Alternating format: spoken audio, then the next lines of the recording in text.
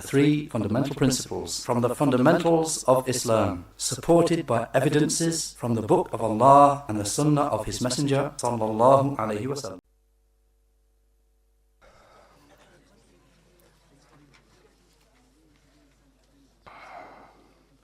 إن الحمد لله نحمده ونستعينه ونستغفره ونعوذ بالله من شرور أنفسنا ومن سيئات أعمالنا من يهده الله فلا مضل له ومن يضلل فلا هادي له وأشهد أن لا إله إلا الله وحده لا شريك له وأشهد أن محمدا عبده ورسوله. أما بعد, then to continue with the explanation of al-usul al-thalatha, the explanation of the three principles, thalathatul usul. Then last lesson, which was the first lesson, we had an introduction, a brief introduction to the book. We had the introduction of the explainer Shaykh Salih al-Fawzan, hafidhahullah, his introduction to this book. And then we just took the first section of the text, the saying of the author, rahimahullah, Bismillahir Rahmanir Rahim, I'lam rahimakallah. That in the name of Allah, the extremely merciful, the bestower of mercy, know, may Allah have mercy upon you. Ya rahmakallah.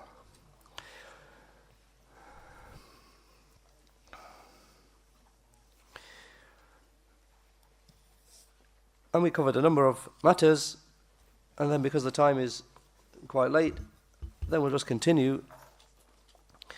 So then the author,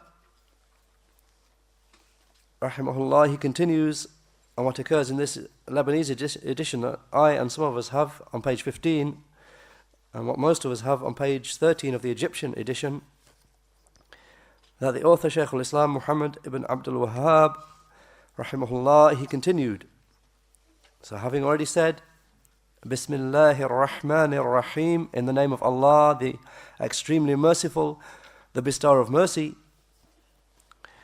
I'lam rahimakallah, know, may Allah have mercy upon you. He said, Annahu yajibu alayna ta'allumu arba'i masail, that it is obligatory upon us to learn 4 matters.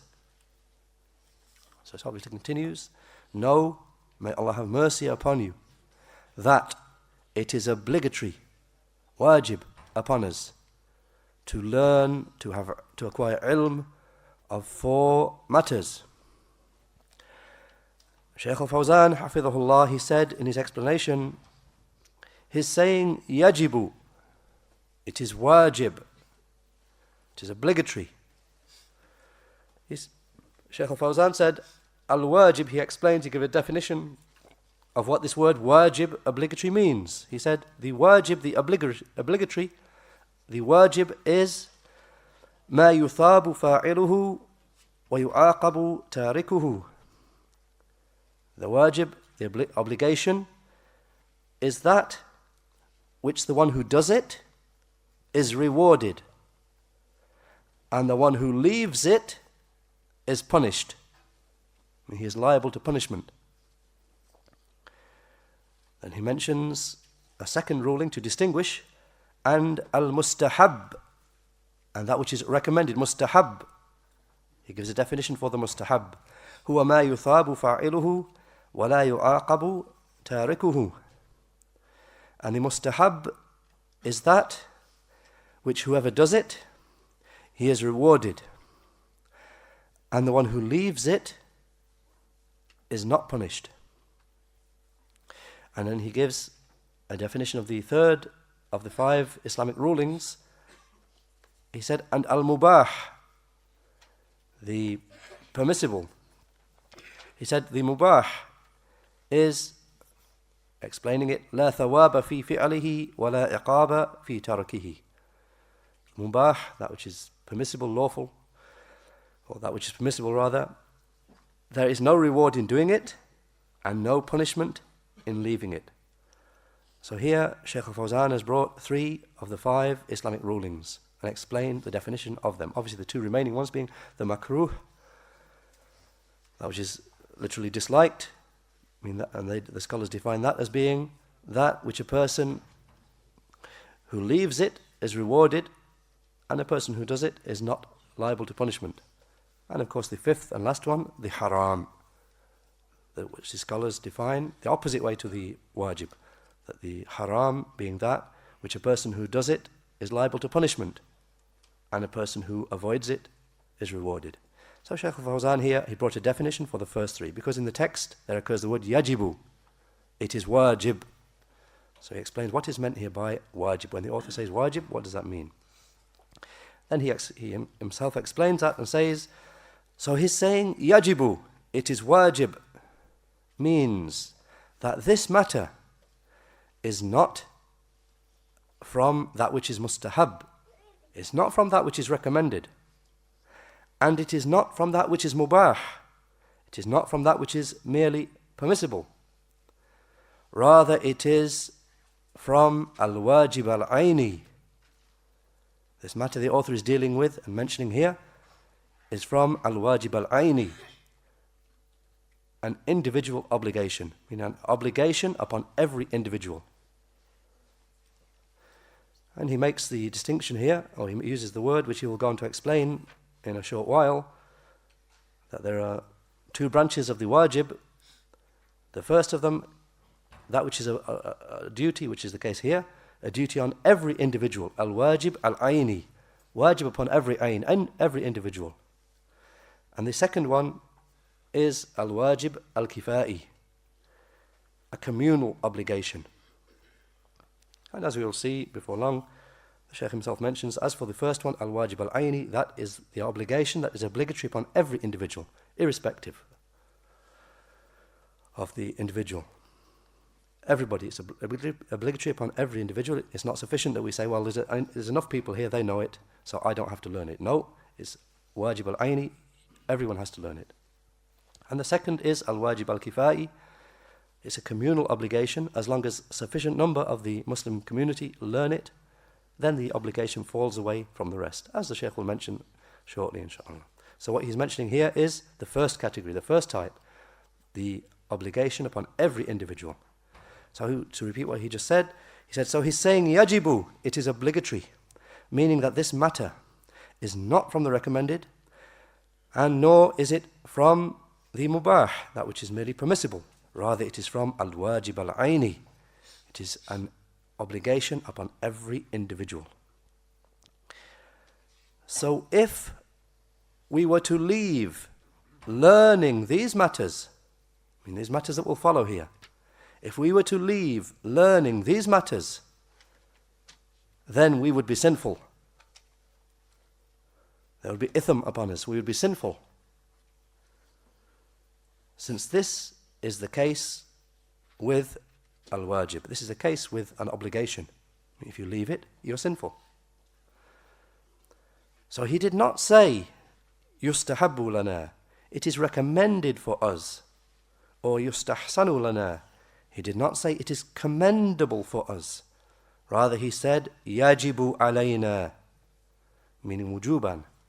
He said it is obligatory upon us. It is obligatory. And wujub, obligation, means al-hatam, a binding duty. It means a binding duty. Whoever leaves it is sinful.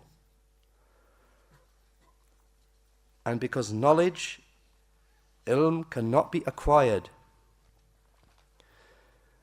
except through ta'allum, except through learning. So the author, he used the word ta'allum. It's obligatory upon us to learn these matters. So the Shaykh said, why? Because what is required, knowledge of these matters, cannot come about. Knowledge will not come about except through ta'allum. Ilm will not come about except bit ta'allum, through learning. Then he makes a very important point.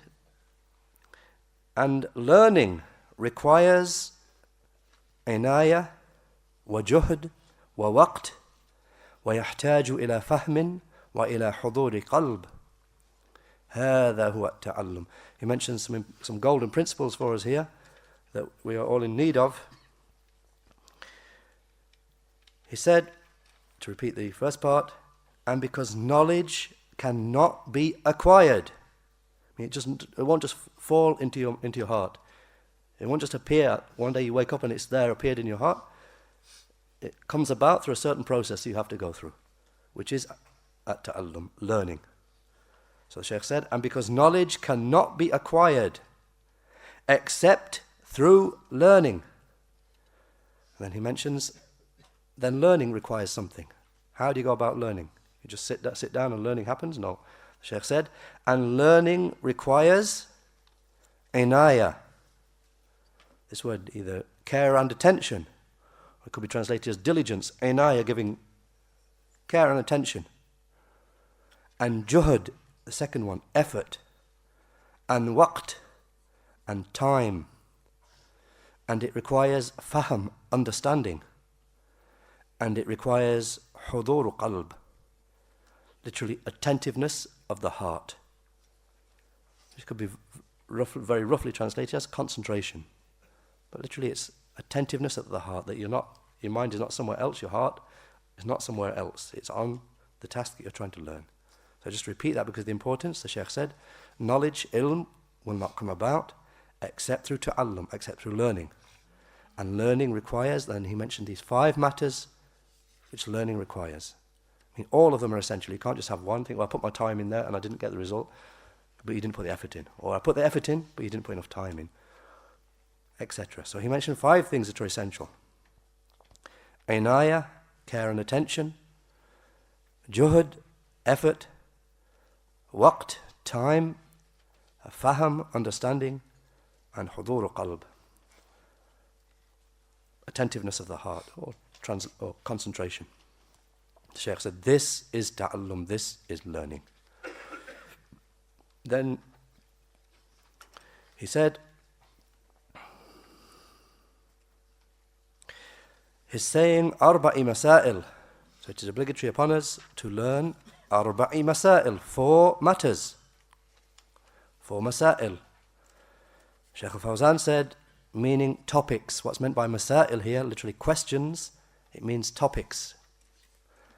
They are called masail, and this word masail is the plural, as a point here, is the yarhamukallah. There's a plural of mas'ala, mas'alatun, literally a question, which is a verbal noun from the verb sa'ala yas'alu. He asked a question. So the Shaykh said, back to what the Shaykh said, he said, what's meant by masail is topics, mabahith. They are called masail, questions, because it is obligatory that they should be asked about and that attention be given to them. I mean, why are these matters, these topics, why are they called masail? Literally questions, 4 questions. Shaykh said because there's matters which are so important that is binding. It's very important. They should be asked about. Then comes the saying of the author, rahimahullah, in the main text, where he mentions these 4 matters. Al-ula, al-ilm.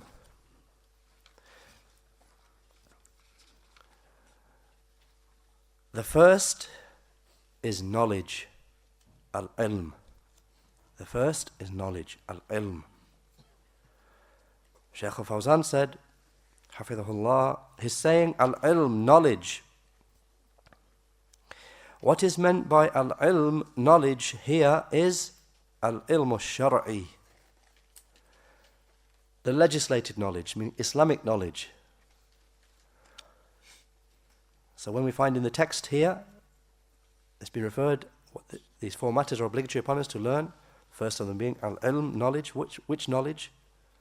So what is meant here is al-ilm al-shar'i, legislated knowledge, meaning knowledge, Islamic knowledge, knowledge contained in the text, knowledge of the book and the sunnah. He said, لِأَنَّهُ هُوَ الَّذِي يَجِبُ تَعَلُّمُهُ, because that is what it is obligatory to learn. And these matters are obligatory to learn upon every Muslim. I mean, what he's about to mention. They are obligatory to learn upon every Muslim, male and female.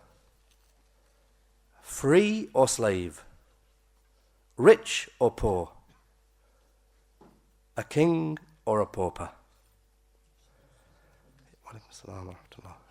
Every Muslim, it is obligatory upon him that he should learn these 4 matters. So someone can't come along and say, look, I've got an excuse, I'm poor, or I'm a slave, I'm this. There's no excuse. You've got to learn these 4 matters. The Shaykh said, and this is what the ulama, what the scholars call al-wajibul aini, an obligation upon every individual. And it is what is obligatory upon every individual from the Muslims. Then he gives some examples of this. Someone says, what's an example of a wajib al-aini? A duty, an obligation that's obligatory upon every individual. So he gives some examples. He says, so the 5 obligatory prayers, which are upon the men and the women, and the congregational prayer in the mosques, which is upon the men. This is obligatory upon every individual from the Muslims, that he learns about them. Therefore he said, yajibu alayna. I mean, that's why the author said, yajibu alayna. It is wajib, it is obligatory upon us. And he did not say, yajibu ala ba'dina. It is obligatory upon some of us. Rather he said, yajibu alayna. Rather he said, it is obligatory upon us, meaning all of us. Meaning, upon us the Muslims. Upon us the Muslims. So it is from the knowledge which it is obligatory to learn upon all individuals. Because knowledge is of 2 categories. Then he breaks down the 2 categories, as we already indicated before. The first of them he mentions, he said, because knowledge is of 2 categories. The first of them, al-awwal, that which it is obligatory upon all individuals to learn, such that there is no excuse for anyone to be ignorant of it. I mean, that branch of knowledge, any part of knowledge that falls into this first category, that which is obligatory upon all individuals, then there's no excuse for you to be ignorant of it, no matter who you are. So he said, there is no excuse for anyone to be ignorant of it. And it is مَا لَا يَسْتَقِيمُ الدِّينُ إِلَّا بِهِ. He defines what is the definition for this branch of knowledge. That which is such that the religion cannot be correctly established with it. I mean, those matters that a person, if he's ignorant of them, his practice of the religion will not be correct. Those matters, it's obligatory upon him to learn. So he said, it is that which is such that the religion cannot be correctly established except with it. And he gives some examples of that. He said, such as the pillars, the 5 pillars of Islam, which are ash-shahadatan, the 2 testifications, and the establishment of the prayer, and the giving of the zakat, and the fast of Ramadan,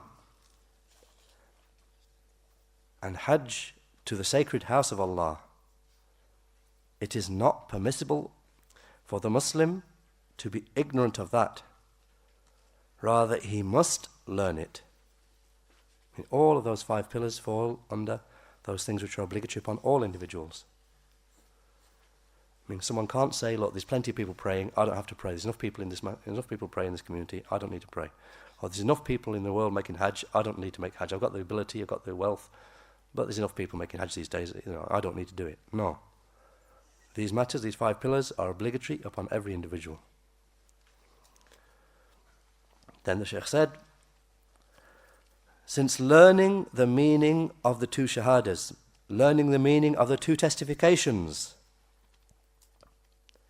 is to learn the aqeedah, is to learn the creed and belief. And if we go into the 2 shahada, the shahadatain, and what they mean, then what we are studying is creed and belief, the branches of creed and belief. So the Muslim learns al-aqidah, he learns the creed and belief in order to act upon it. And he learns whatever opposes it in order to keep away from it. This is what is contained in the two testifications. In the Islamic aqidah, the correct aqidah, and whatever is opposite to it. Likewise, he learns the pillars of the prayer, the arkan al-salat, the pillars of the prayer, and the shurut al-salat, and the conditions of the prayer, and the wajibat al-salat, and he learns the obligations of the prayer, wa sunan al-salat, and he learns the sunnahs of the prayer. He must learn these matters in detail.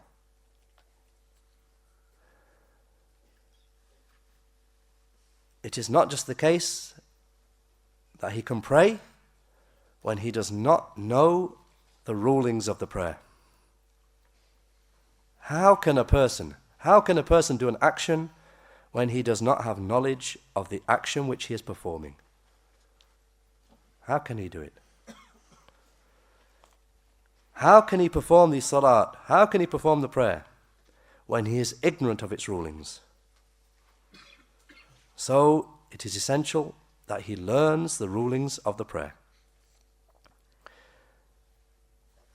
And the mubtilat of salat, and he learns those things which nullify the prayer. He must learn this. And likewise, the Shaykh said, likewise, he should learn the rulings of the zakat. And he should learn the rulings of the fasting. And he should learn the rulings of the hajj. So when he wants to perform hajj, it becomes obligatory upon him to learn the rulings of the hajj and the rulings of the umrah in order to perform these acts of worship in the prescribed and legislated manner. Obviously the point is that if you don't learn how it is to be performed, how can you perform it correctly? If you don't learn the way in which each of these acts of worship is to be correctly performed in accordance with the sunnah, if you don't learn that, then how can you expect to be performing it correctly if you don't learn it? And the Shaykh said, this category and this category, no one is excused for being ignorant of it. And it is what is called al-wajib al-ayni, that which is obligatory upon every individual, upon every Muslim. So that's the first category of knowledge, al-wajib al-ayni, that ilm, knowledge which is wajib al-ayni, obligatory upon every individual. And he mentions the second category. The second category from the categories of knowledge is that which is additional to that. Knowledge which follows on and is additional to this branch we just mentioned. From the legislated rulings which the ummah, which the nation together has need of. And it may be the case that not every individual has a need of it. Matters which the nation, the Islamic nation as a whole, have a need of this knowledge here.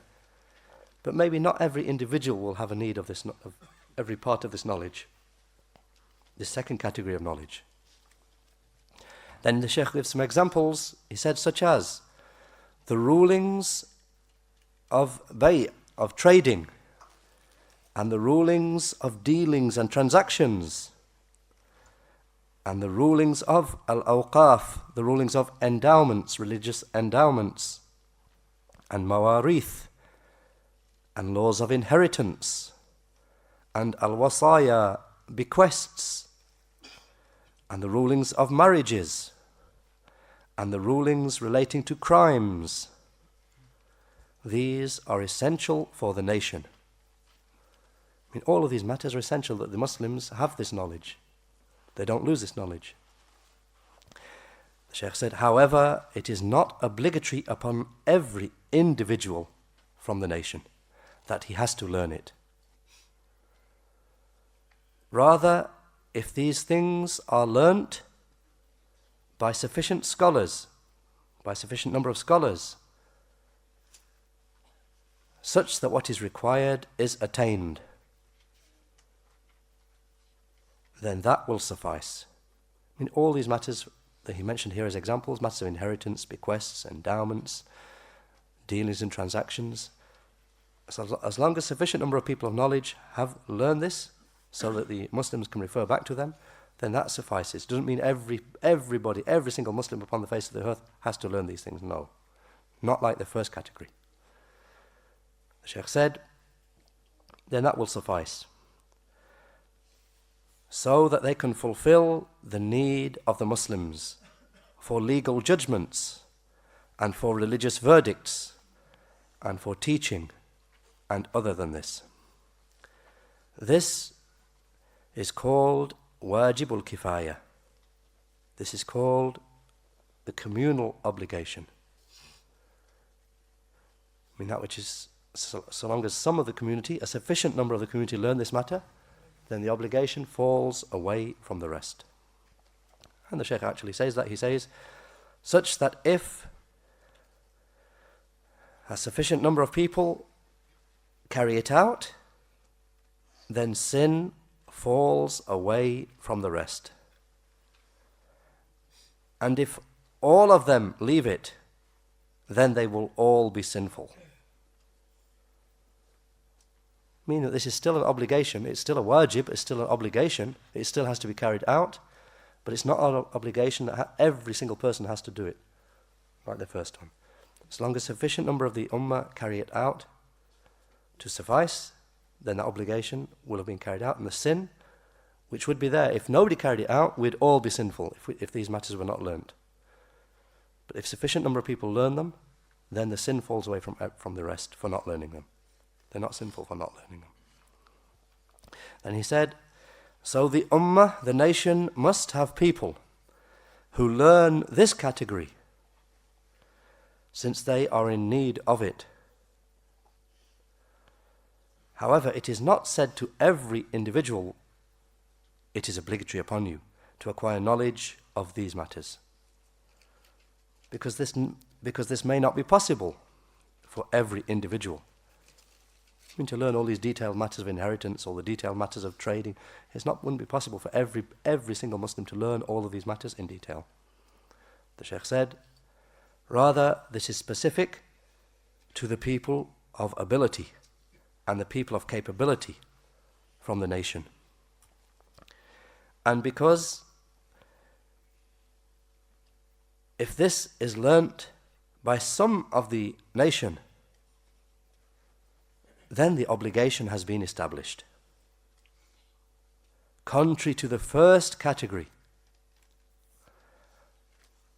for there every individual is accountable for it himself. In the first branch of knowledge there that preceded the first category of knowledge, every individual is himself accountable for it. Because it is not possible for him to perform these actions except with knowledge.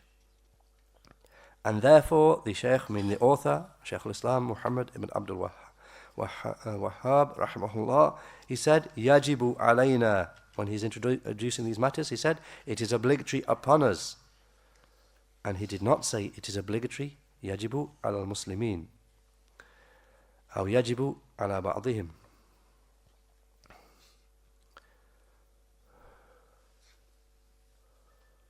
No, he did not say it is obligatory upon the Muslims or it is obligatory upon some of the Muslims. Rather, he said it is obligatory upon us, meaning upon everyone from us as an individual obligation.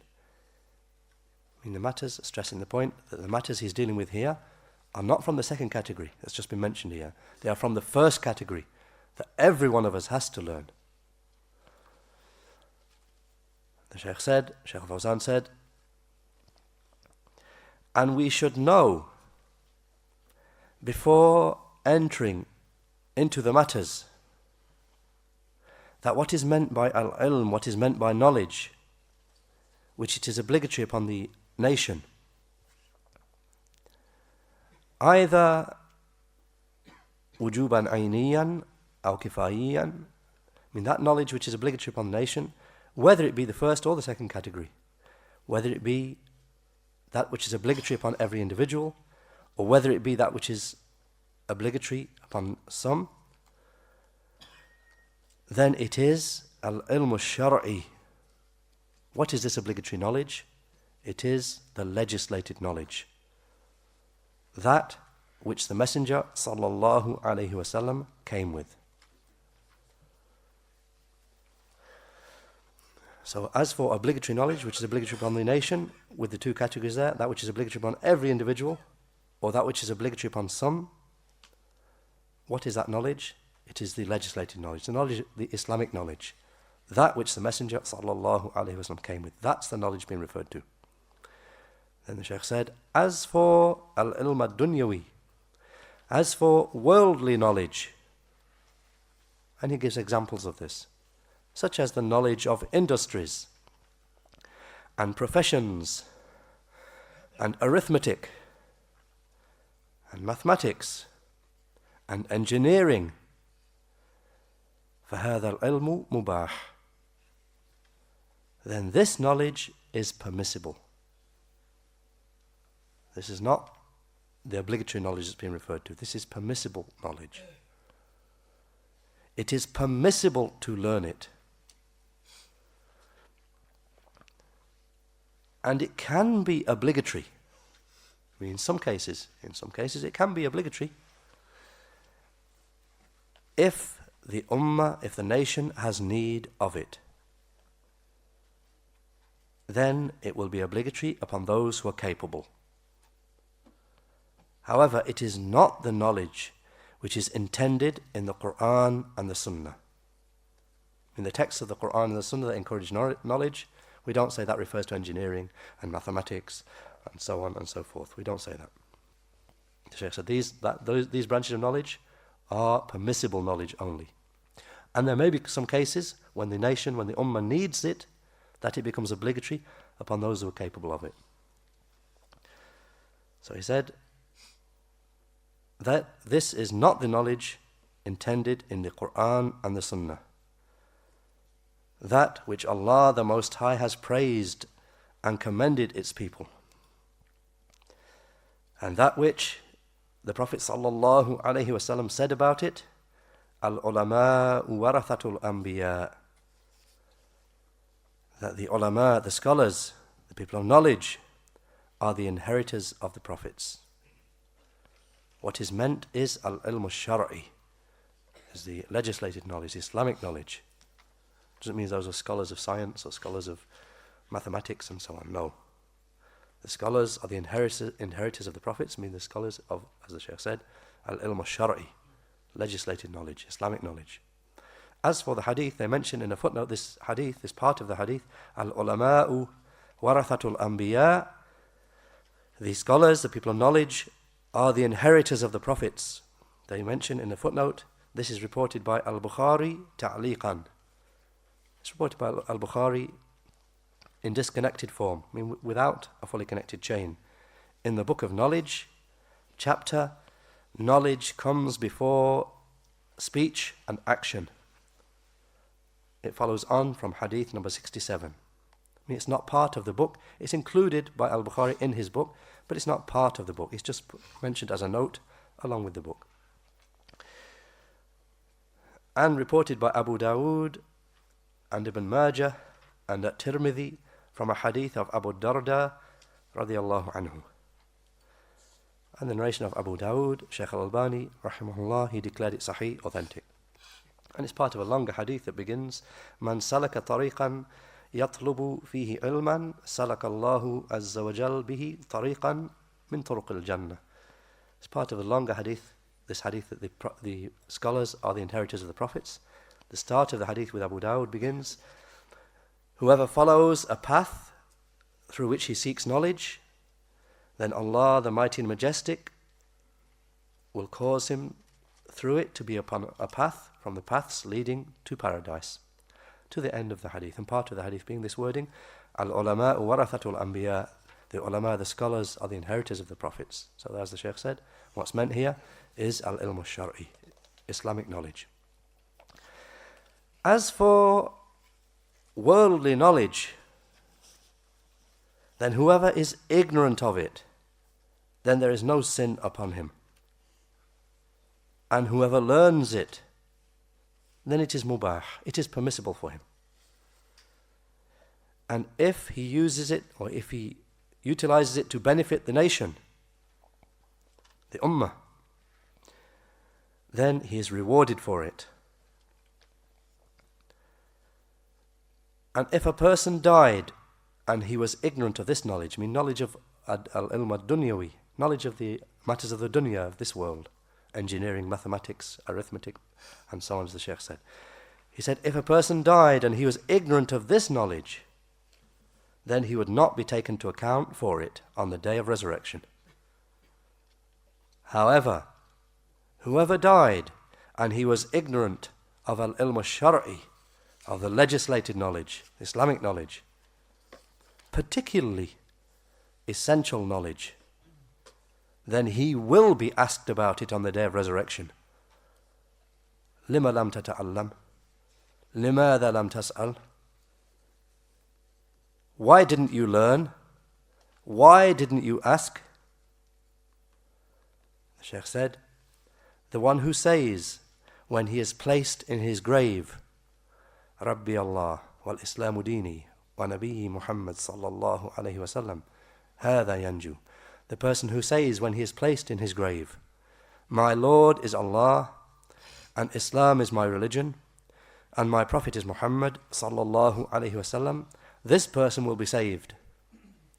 It will be said to him, where did you acquire this from? So he will say, Qara'tu kitab Allah wa ta'allamtu. I read the book of Allah and I learnt it.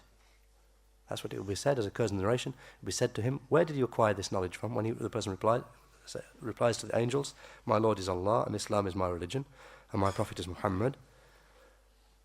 And it will be said to him, where did you acquire this from? So he will say, I read the book of Allah, and I learnt it. Then the Shaykh said the opposite case. As for the person who turns away from that, then when he is questioned in his grave, then he will say, I don't know. I heard the people saying something, so I said it. Then this person, his grave will be made to blaze with fire upon him. Allah's refuge is sought. Ameen. And it will be crushed upon him to such an extent that his ribs will cross over. And he will come to be in a pit from the pits of the hellfire, because he did not have knowledge and he did not read. So it will be said to him, La darayta, wa la talayt, aw la talawt. That it will be said to him, the second category of person, you did not know, and you did not read, or you did not follow. In a footnote they mention, where is this hadith taken from? What is said to the person, each of these two people, and the hadith in that regard. They say it's reported by Al-Bukhari in abridged form as a hadith of Anas, as hadith 1338, and also reported by Muslim in abridged form, in short form, also as a hadith of Anas radiallahu anhu, as hadith number 2870, and reported by Abu Dawood as a hadith of Al-Bara ibn Azib radiallahu anhu, in a long hadith, as hadith 4753. And the narration of Abu Dawood, which Shaykh al-Albani rahimahullah declared sahih, authentic, is the long hadith about what happens to a person when he's placed in his grave, to the believer, and what happens to the hypocrite. Long narration. And part of it being this, that what it said to each of them. Then Shaykh al-Fawzan said about the second person here, the one who says, the people said something, so I said it. That it will be said to him, La darayta wa la talayt. It will be said to him, you didn't know and you didn't read. Or it will be said, La talawt, you didn't follow. So Shaykh al-Fawzan said, so he did not learn, and he did not follow the example of the people of knowledge. Rather, he was wasted and lost in his life. So this is the person who ends up in shaqa, in wretchedness. And Allah's refuge is sought. Ameen. So then Shaykh al-Fawzan said, so he's saying al-ilm, knowledge. This is the legislated knowledge that is required from us as a body and as individuals. And it is knowledge and awareness of Allah through His names and His attributes, and knowledge of His right upon us, which is to worship Him alone, ascribing no partner to Him. So the first thing that is obligatory upon the person, upon the servant, is knowledge and awareness of his Lord, the mighty and majestic, and how to worship Him.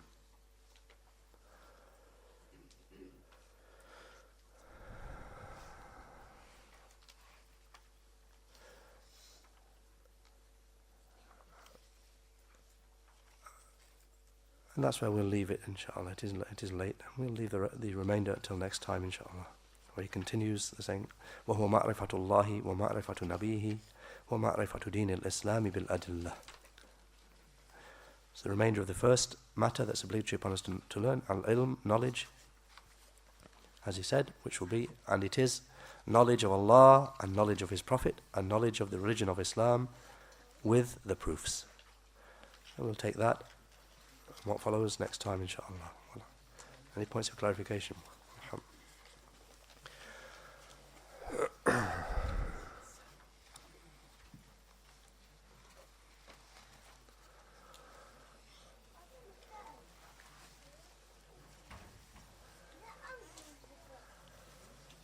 سبحانك اللهم وبحمدك أشهد أن لا إله إلا أنت أستغفرك وأتوب إليك.